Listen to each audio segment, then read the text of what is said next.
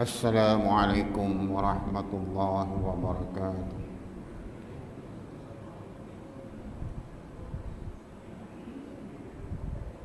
A'udzu billahi minasy syaithanir rajim. Bismillahirrahmanirrahim.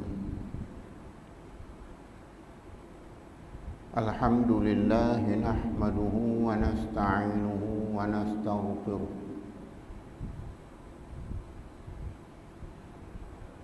ونعوذ بالله من شرور أنفسنا ومن سيئات أعمالنا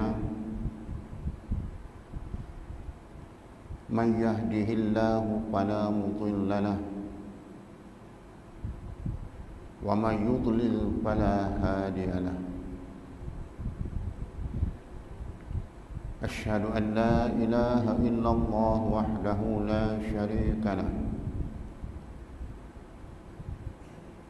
وأشهد أن محمدًا عبده ورسوله اللهم صل وسلم على سيدنا محمد وعلى آله وأصحابه أجمعين اللهم اشرح لي صدري ويسر لي أمري واحلل عقدة من لساني يفقهوا قولي اللهم بارك لنا في الموت وفيما بعد الموت اللهم بارك لنا في الموت وفيما بعد الموت اللهم بارك لنا في الموت وفيما بعد الموت أما بعد. Tuan-tuan dan puan-puan para jemaah yang dirahmati Allah sekalian, seperti yang telah saya beritahu sebelum ini, dalam bab faraid ini kita mempelajari, memahami perkara pokok dia. Kita tidak membicarakan secara detail, sebab secara detail itu dia memerlukan perkiraan. Kerana selepas ini tajuk-tajuk kecil itu ialah berhubung dengan bagaimana kita hendak mengira supaya ahli waris ini mendapat hak dia. Oleh itu saya nak tinggalkan tajuk ini kerana dia memerlukan perkiraan. Tuan-tuan kena bawa kalkulator, kena belajar kira-kira balik nanti.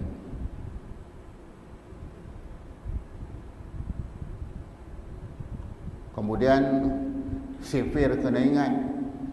Sifir 2 pun dah tak ingat, lupa dah lama, dah berpuluh tahun dah.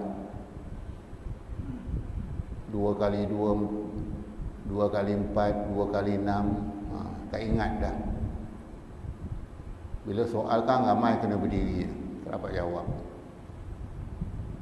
Oleh itu kita nak kepada ilmu yang boleh menambahkan lagi pengetahuan kita.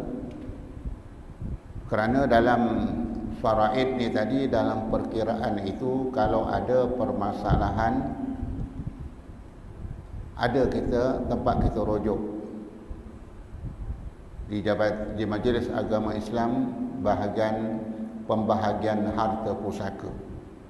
Jadi tuan-tuan bawa harta tu, bawa duit berapa, buku bank ke, maka dia akan buat perkiraan. Itu yang saya kata tadi, dia kena kira macam tu. Jadi kita tak adalah sampai kita nak buat perkiraan macam tu. Yang asasnya telah kita pelajari siapa yang berhak mendapat harta siapa yang tak dapat. Baik, kita lihat terus kepada muka surat 139. Ini penting dalam bab wasiat ini.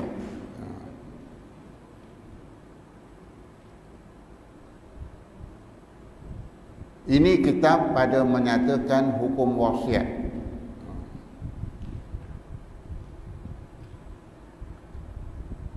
Harta pusaka hanya boleh berlaku kalau mati dan meninggalkan ahli waris. Wasiat ini boleh juga berlaku sama ada ketika hidup ataupun seseorang itu telah meninggal dunia.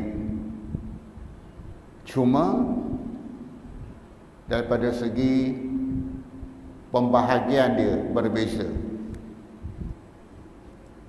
Kalau dah mati, wasiat itu tidak boleh melebihi 1/3. Tapi kalau hidup, dia masih hidup, orang yang nak mewasiat dan orang yang menerima wasiat boleh, tak ada masalah. Dia nak beri semua sekali itu, ada dibicarakan nanti. Dan ini secara tidak langsung memberi sedikit hak yang sewajarnya. Kalau sesiapa di kalangan tuan-tuan dan puan-puan ada memelihara anak angkat, kerana segi hukum anak angkat ini kalau mati bapa angkatnya atau ibu angkatnya, sesen pun segi hukum dia tidak boleh menerima harta pusaka tersebut. Walaupun anak itu kita ambil daripada lahir lagi. Itu sebabnya kadang-kadang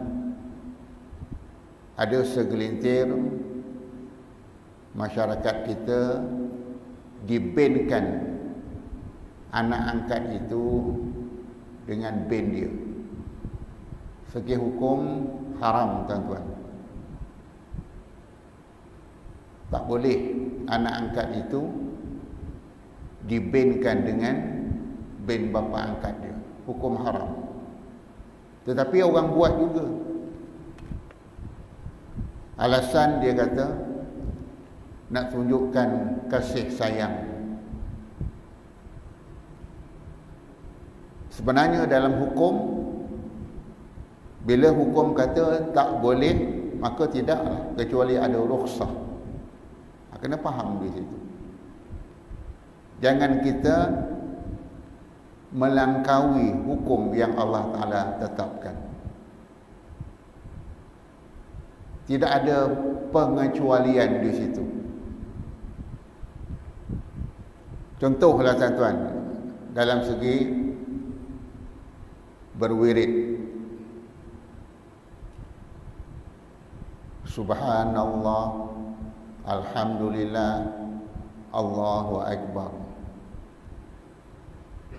Disebut di dalam kitab itu, mana-mana kitab yang mu'tabar, 33 kali.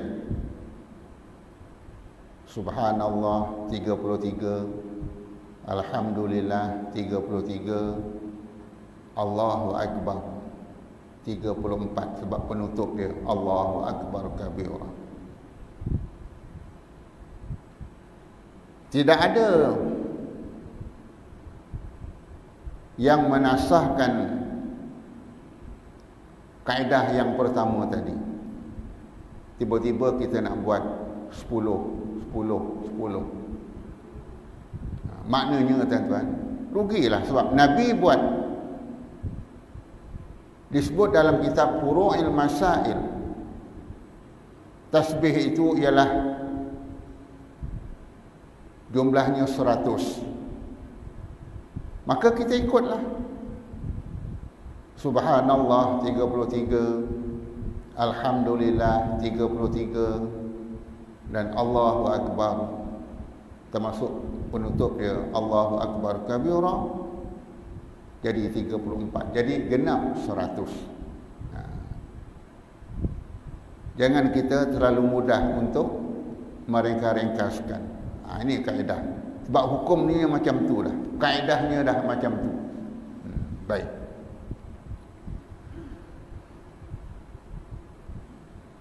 Sah hukum wasiat itu pertama mukallaf.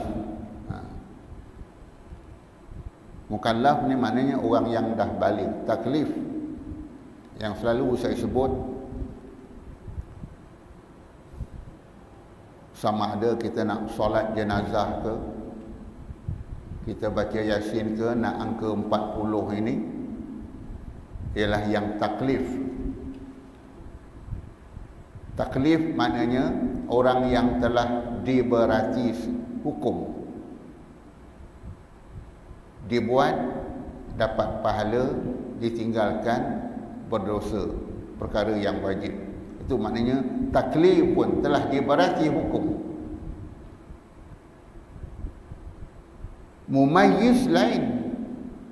Mumayyiz dia dah tahu membeza antara bersih dengan kotor, baik dengan buruk. Itu mumayyiz. Tapi taklif ataupun mukallaf dalam berarti kata dia sudah balik. Sah juga wasiat merdeka. Maknanya bukan hamba. Lagi mukhtar pada ketika wasiat, maka terpilih. Terpilih maknanya itu dah ditentukan apa benda yang nak diwasiatkan. Tanah, rumah, apa sahaja. Dalam arti kata yang ada nilaian dia. Kalau tidak ada nilaian, mau apa orang untuk wasiat? Itu biasanya orang wasiatkan tanah, orang wasiatkan rumah, orang wasiatkan kenderaan, ada manfaat. Kena faham tu.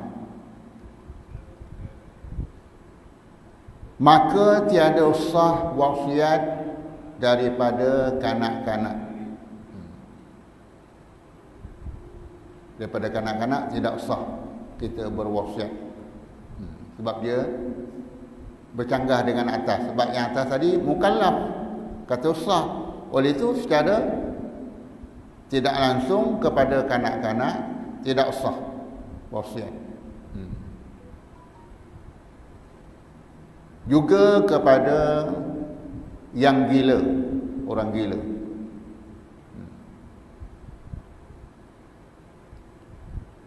Dan hamba sahaya, walaupun yang mukatab, kena baca mukatab sekalipun, yang tiada diizinkan oleh penghulunya. Mukatab maknanya hamba yang dijanjikan akan dibebaskan oleh tuan dia. Walaupun dah dijanjikan dia akan dibebaskan, tetapi segi berwasiat tidak sah. Ini mukatab. Dah dijanjikan kau sekian akan aku bebaskan. Dalam arti kata selagi dia dianggap sebagai sahaya, sebagai hamba,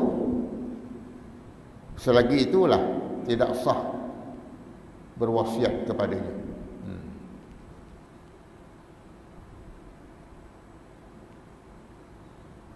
Dan yang tergagah ni maknanya dipaksa, tidak sah wasiat. Mesti engkau wasiatkan ini untuk begini. Maknanya dipaksa dia berwasiat, tidak sah. Tapi kalau dalam soal ibadah, apabila dia telah beragama Islam, jangan dia buat alasan tidak ada paksaan dalam agama. Ya, sekiranya dia belum memeluk agama Islam, la ikraha fid din, tidak ada paksaan dalam agama. Tetapi kalau dia sudah memeluk Islam ataupun dia dah memang beragama Islam melalui nasab keturunan, jangan dia berkata, jangan kau pandai-pandai, tidak ada paksaan dalam agama. Bagi pelempang sekali, boleh tahu. Allah Ta'ala suruh aqimus salat, itu paksa dah tu, fi'il amar. Dirikan olehmu akan sembahyang, Allah Ta'ala paksa. Maka kita boleh suruh sembahyang.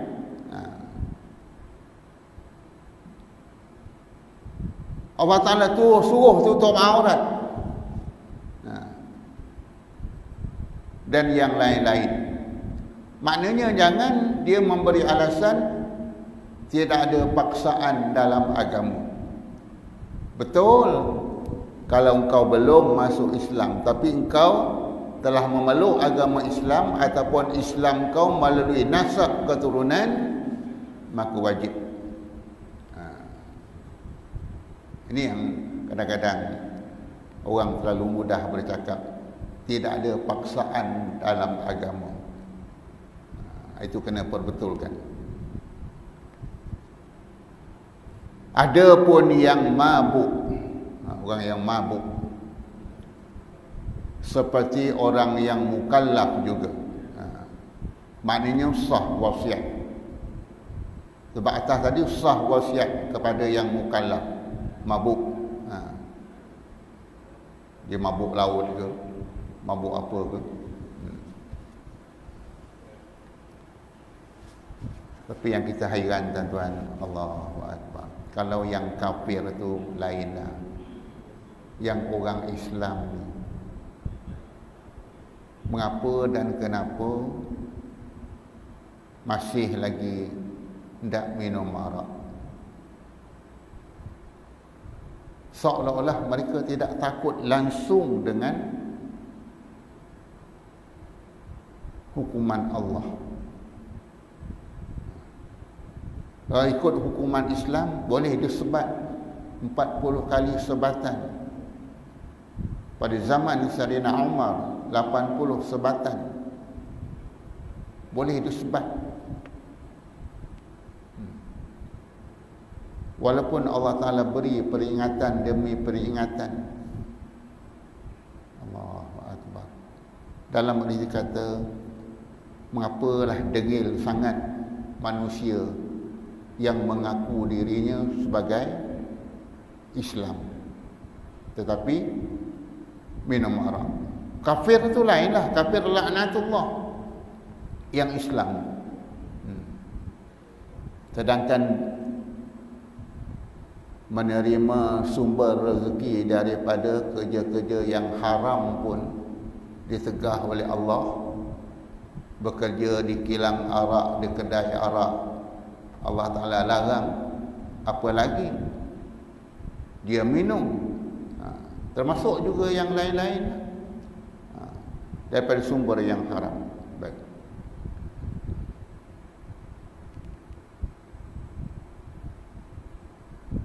Maka sah wasiat itu bagi jihatin yang halal, pihak yang halal. Apa sahaja yang halal untuk dia wasiat, seperti membaiki masjid. Allahu Akbar. Dia beri duit RM1,000,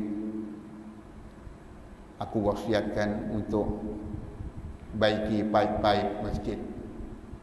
Dalam arti kata, aku tanggung semua. Allahu Akbar. Besarnya ganjaran pahala, tuan-tuan. Dalam arti kata, wasiat pada perkara yang halal, yang baik, tak ada masalah. Wasiatkan tanah itu untuk Mahatafiz.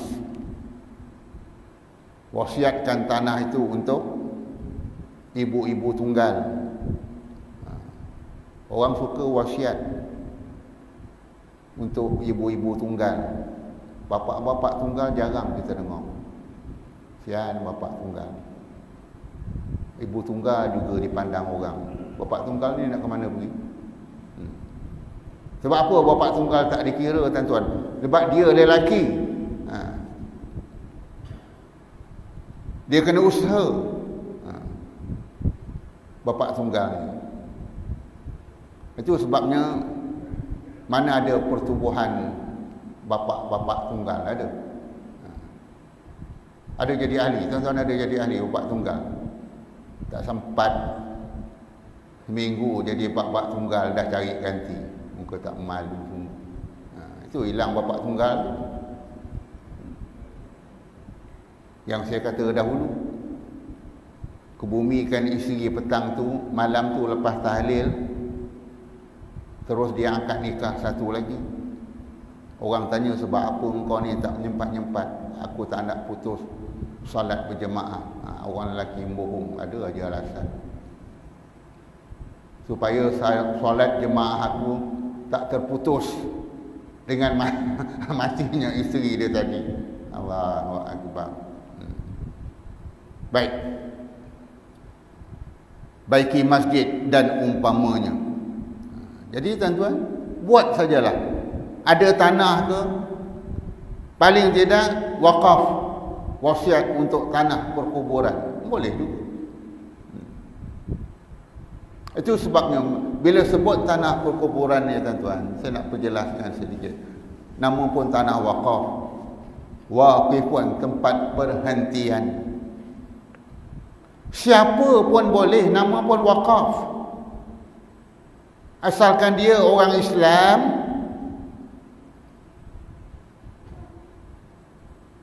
tak boleh kita larang ini tanah wakaf. Orang wakaf. Jangan kita larang. Oleh kerana contoh, dia berlainan warna, maka tak boleh. Kita tidak izinkan dia kebumikan di sini. Tak boleh. Tidak ada hak kita. Kecualilah kalau dia orang kafir. Memang tidak ada hak untuk kita kebumikan di tanah perkuburan Islam.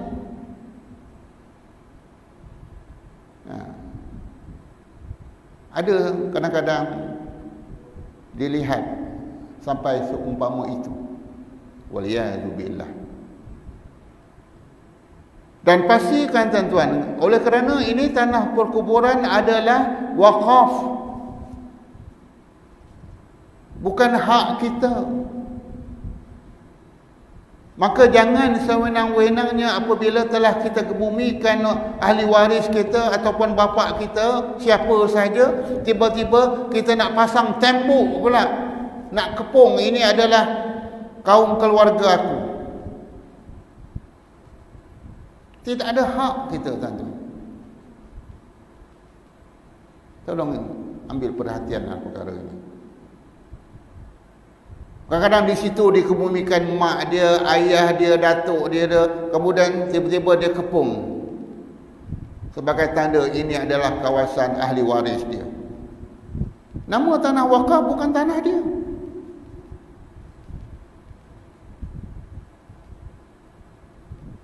Itu sebabnya Nabi larang sangat apabila kita buat tembok-tembok, kemudian orang duduk di atas tembok-tembok. Nabi kata ibarat dia duduk di atas bara-bara api neraka. Waliyahulillah. Oleh itu Janganlah bila kita pergi ke tanah perkuburan terlalu mudah untuk kita duduk di tembok-tembok. Kadang-kadang ada orang buat bangku untuk dia duduk. Senang-senang. Sedangkan itu nanti tempat yang dia buat bangku tu patutnya boleh satu jenazah lagi. Tiba-tiba dibuat bangku untuk dia duduk apabila dia datang ziarah kubur Syefulan. Sempat buat tempat duduk pula. Sedangkan bukan hak dia. Nama pun wakaf, cuma dikatakan waqif pun tempat perhentian bagi orang-orang yang mati. Perhentian dia. Ini kena ambil perhatian. Jadi maknanya tuan-tuan, kalau ada yang nak wakaf tanah untuk tempat perkuburan pun tak ada masalah. Baik. Dan tiada sah wasiat bagi kafir.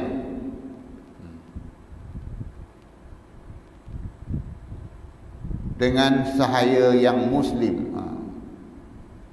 Maknanya orang kafir tak boleh wasiat kepada muslim. Muslim pun tak boleh wasiat kepada yang kafir walaupun dia tadi sebagai seorang hamba sahaya. Janganlah kita wasiat oleh kerana Acung ni kawan baik dia, dia wasiat tanah ni biarlah aku wasiatkan berilah pada si Acung. Tak boleh. Sebab hukum kata tak boleh. Dan begitu juga daripada hak dia. Dulu kita dah belajar dalam bab pembagian harta pusaka. Tak boleh anaknya masuk Islam, bapaknya, maknya kafir, dia tak boleh mewarisi harta. Janganlah kau minta mana harta bapak. Tak boleh. Sebab kau dah berbeza agama. Itu maksud. Dan begitu juga tidak sah wasiat kepada orang yang murtad, waliyadzubillah.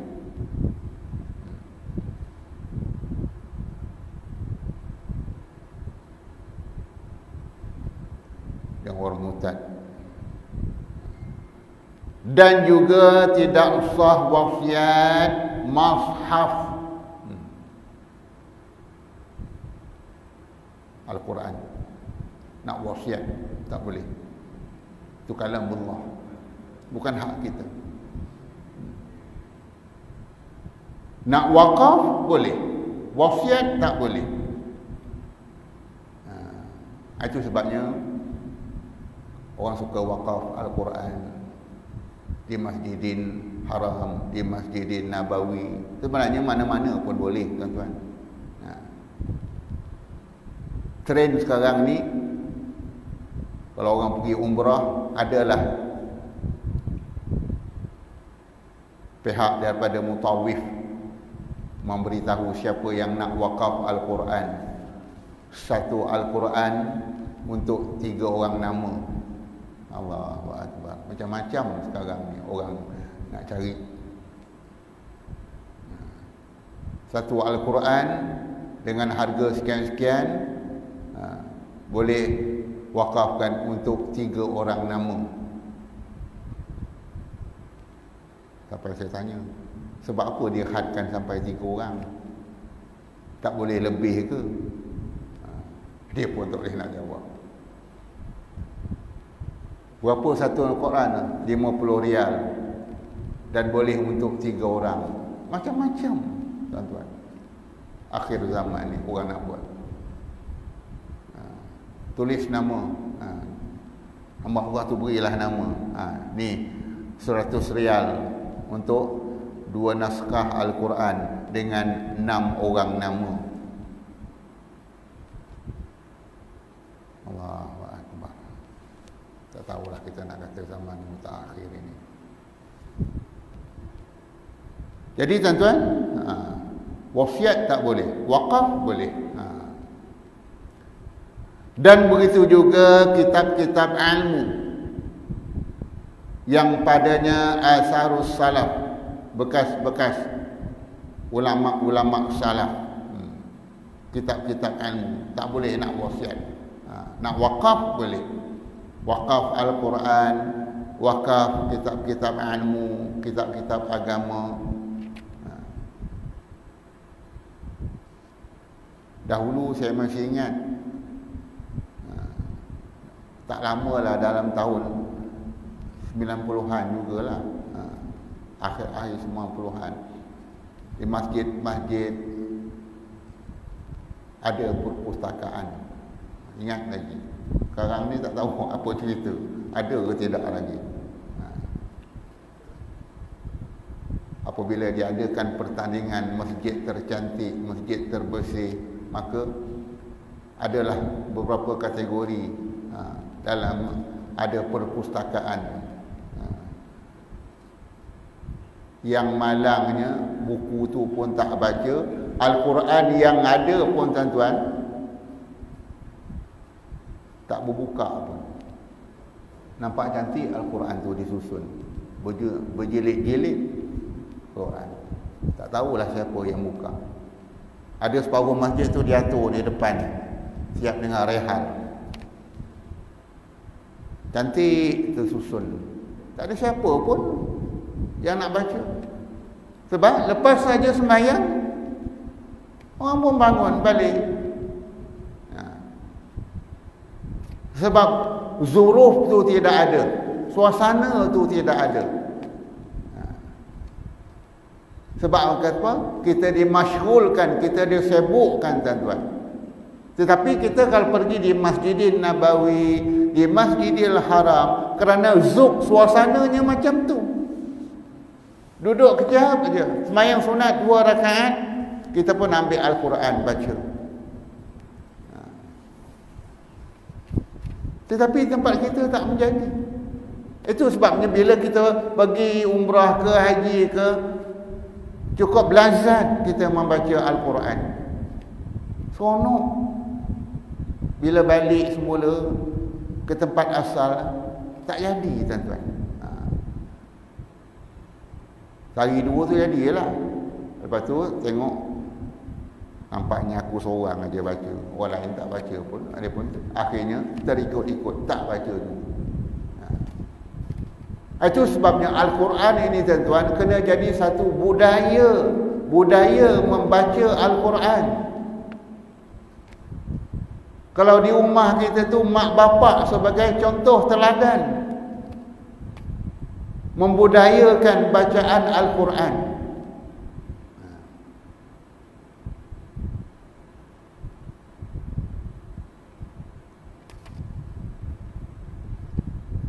Itu sebabnya saya masih ingat ada seorang almarhum tinggal dah dia. Dia kata, saya Ustaz, di rumah saya antara maghrib dengan isya jangan ada sebarang aktiviti nak makan minum.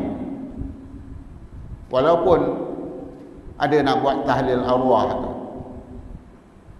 saya dah tentukan antara maghrib dengan isya kena baca Al-Quran.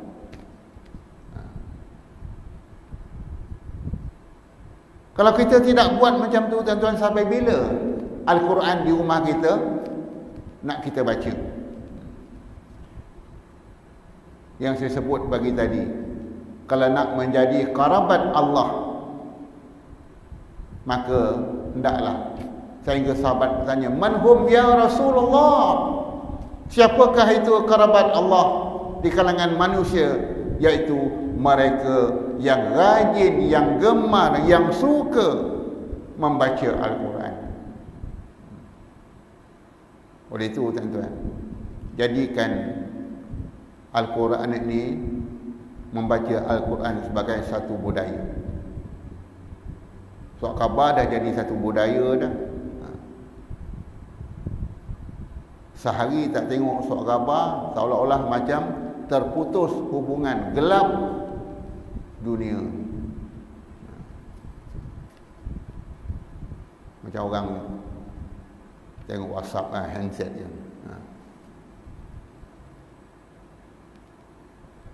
Satu hari berapa puluh kali kita buka WhatsApp.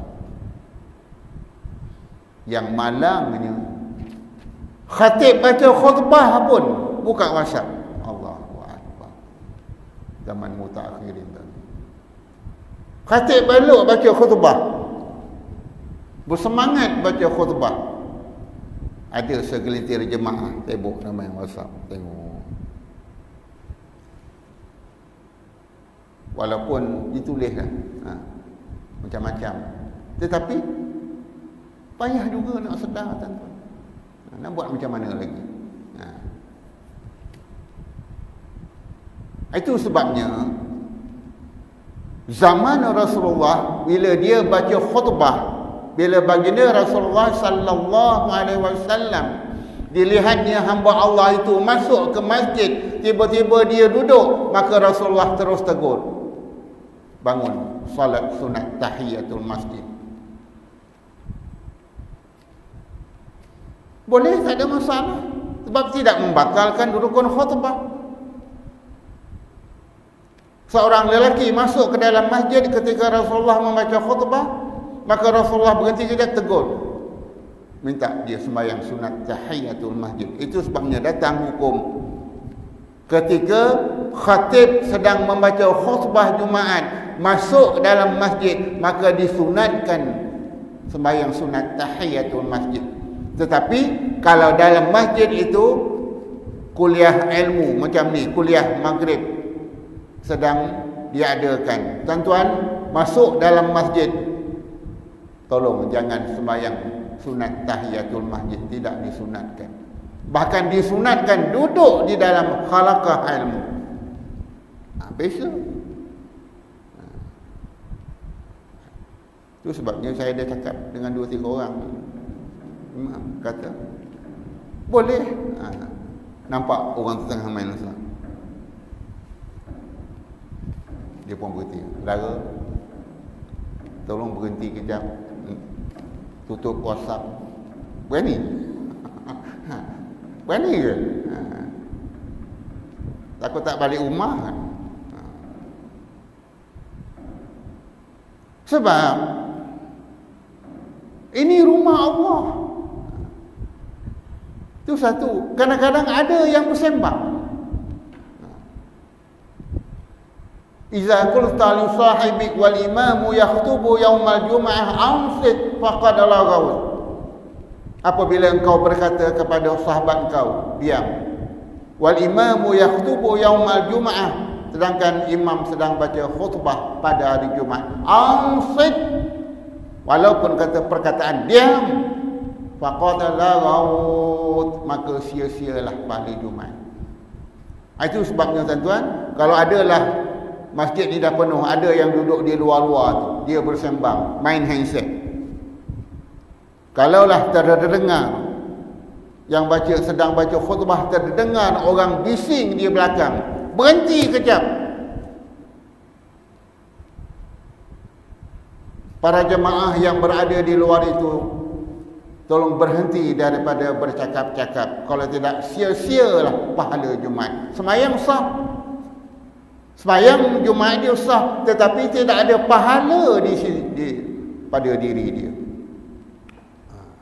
Barulah orang kata, oh, masjid Batu Berendam tu jangan main-main.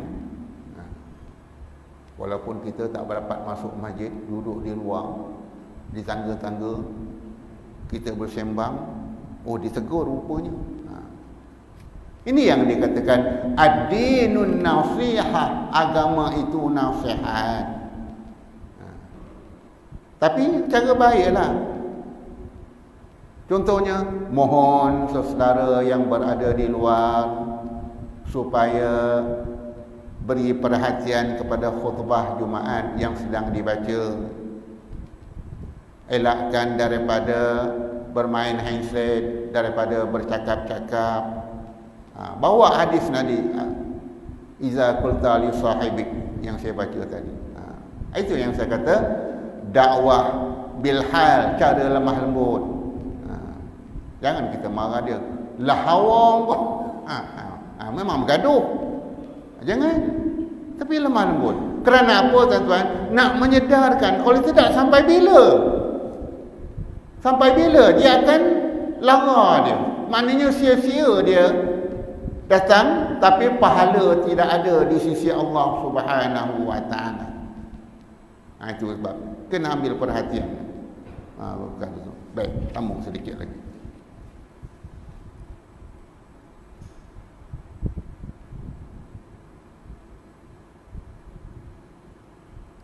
Dan sah wasiat bagi anak yang di dalam perut.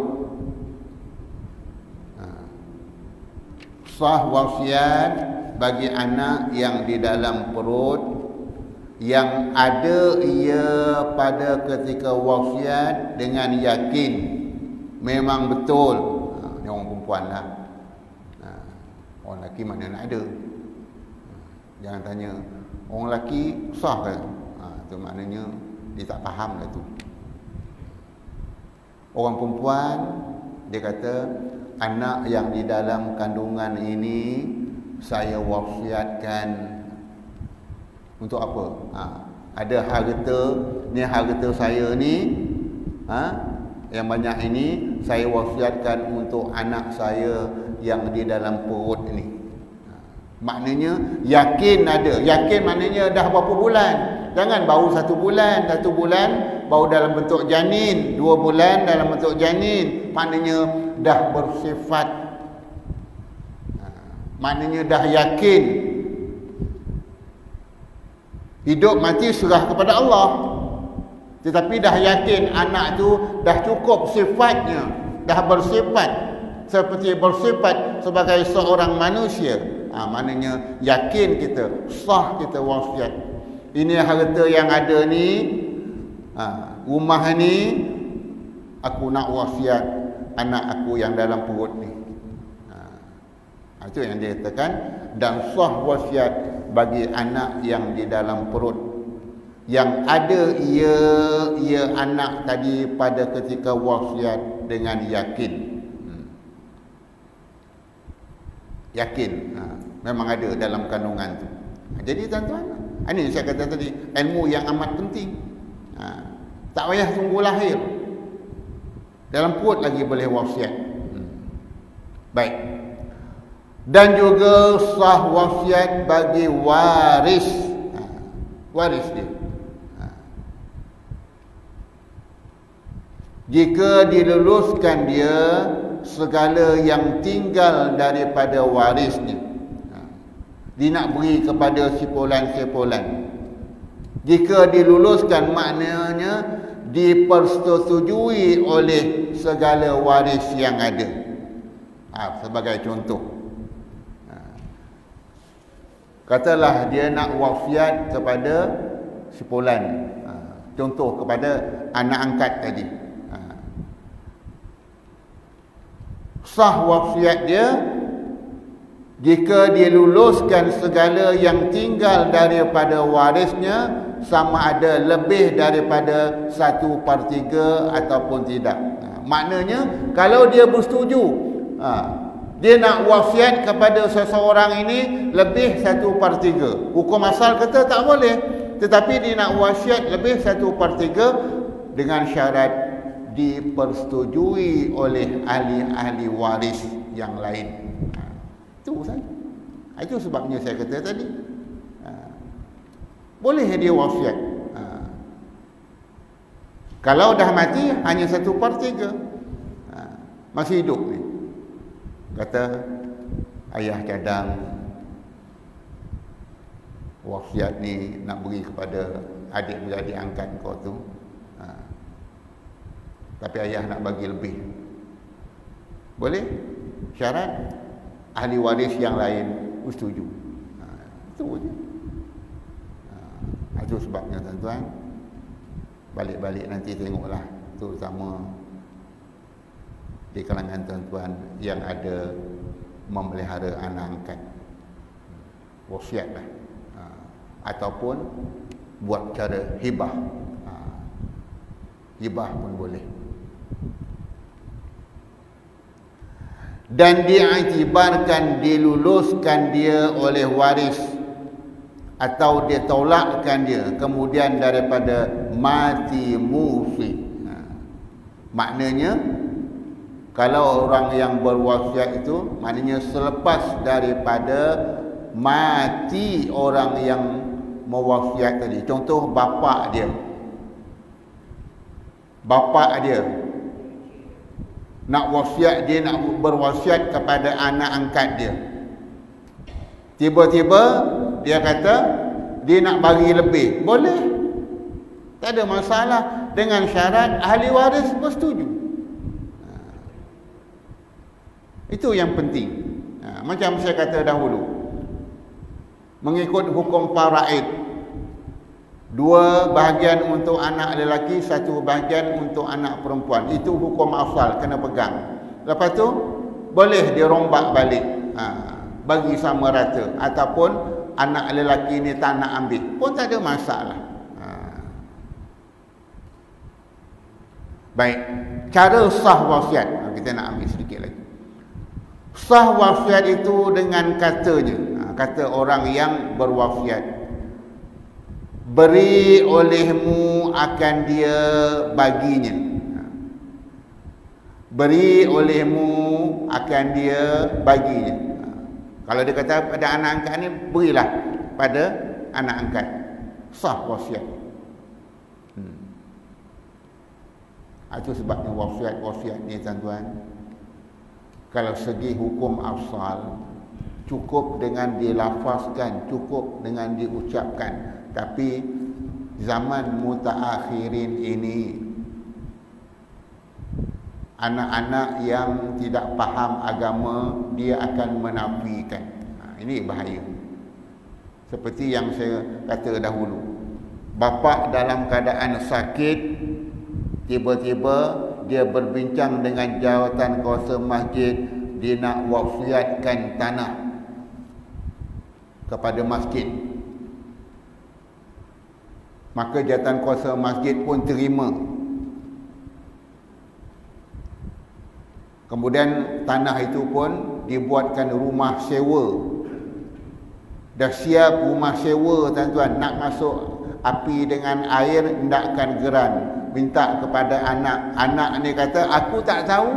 Saya tak tahu masa bila arwah ayah saya wasiat. Si anak tidak benarkan, tidak izinkan geran tersebut. Si anak kata, kalau ndak juga kena bayar sekian-sekian. Masjid tak ada duit. Maka akhirnya kesian tuan-tuan. Kesian kepada siapa? Orang yang mati. Ini angkara anak.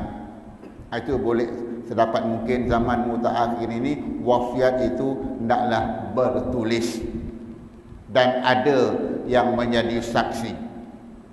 Kalau hanya dilafazkan, dan begitu juga kepada anak angkat, kalau boleh bertulis. Sebab kalau bawa kepada mahkamah sivil, dia nak bukti. Tapi kepada mahkamah syariah cukup dengan pengakuan, dengan sumpah. Ini bezanya tuan-tuan. Baik. Sah wasiat apa? Wasiat dengan kata beri olehmu akan dia, atau aku hebahkan akan dia baginya. Aku hibah. Atau aku jadikan dia baginya, atau adalah ia baginya kemudian daripada mati aku. Sebab wasiat ni terlaksana apabila dia mati, baru boleh dibagi. Kemudian daripada matiku pada segala yang 4 ini. Apa segala yang 4 tadi? Seperti kata dia tadi, beri olehmu akan dia, aku hebahkan akan dia, aku jadikan dia baginya, atau adalah ia baginya selepas daripada mati aku. Maka pada segala yang 4 ini, kerana disandarkan tiap-tiap daripadanya bagi mati, maknanya selepas dia mati, maka jadilah dia dengan makna wasiat. Wasiat. Dan dengan katanya, Aku wasiat baginya bagiannya dengan baginyan. Dan jika tiada dikata kemudian daripada matiku sekalipun, pun sah juga. Dia tak sebut selepas aku mati besok, aku wasiatkan harta ni kepada sepulan-sepulan. Dia tak sebut pun selepas aku mati, maka sah juga wasiat. Jadi tuan-tuan, sebagai kesimpulan, semasa kita hidup, kalau kita meninggalkan ahli waris yang berhak menerima harta pusaka, tak menjadi masalah. Yang selalu saya ulang-ulangkan ialah kalau kita mati, mereka ini tidak ada pertalian darah yang menyebabkan dia tak boleh menerima sesen pun harta pusaka. Siapa dia? Anak angkat kita. Oleh itu tuan-tuan, selalu saya ulang-ulang, kalau tuan-tuan ada anak angkat, buatlah, sama ada hibah ataupun wasiat. Jadi maknanya kalau mati kita tuan-tuan, mati bapa angkat, mati mak angkat, maka anak angkat yang kita bela daripada kecil ni hidupnya akan terbela, tidak akan terumbang-ambing. Kerana seperti yang telah saya beritahu dahulu, kalau tidak dia boleh diusir oleh ahli waris yang lain. Kesian tuan-tuan. Cukuplah setakat tu.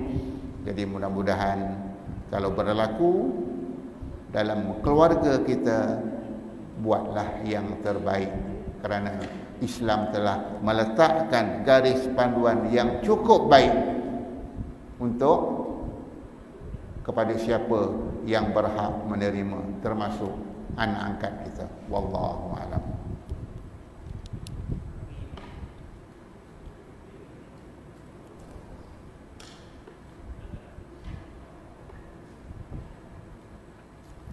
Bismillahirrahmanirrahim.